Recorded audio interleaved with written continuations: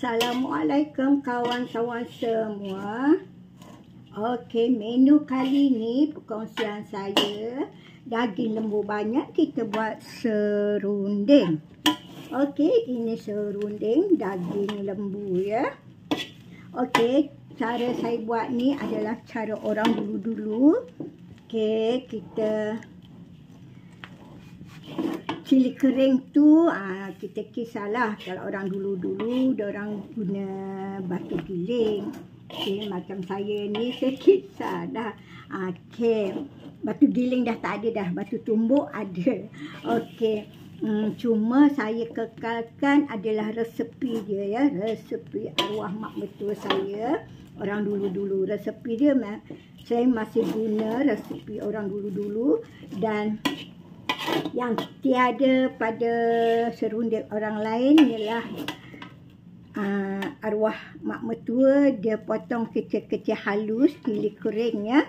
Macam ni cili kering nampak ada merah-merah tu kan. Okey, yang giling-giling juga. Okey, yang digunting halus-halus ni pun kita letak juga.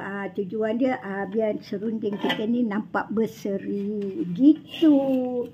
Kemudian biji ketumbar tu kita sangai dulu, disangai sampai ada bau wangi, kemudian kita tumbuk. Macam tadi sebiji ketumbar je saya sangai, macam cita madi cita putih saya tak sangai sebab saya ada serbuk je sahaja. Okey, serunding ni dia kena ada manis, kena ada rasa pedas-pedas sikit, kena ada rasa garam sedikit. Kemudian kita masak ni memang lama sebab tu serunding ni harga dia mahal. Okey kawan-kawan, macam ni hampir masak, cuma tak 100% kering lagi, ada lembab-lembab sedikit lagi. Kita tunggulah sehingga dia betul-betul kering. Okey, insyaAllah nanti saya post resepi penuh dia, insyaAllah besok ataupun lusa ya.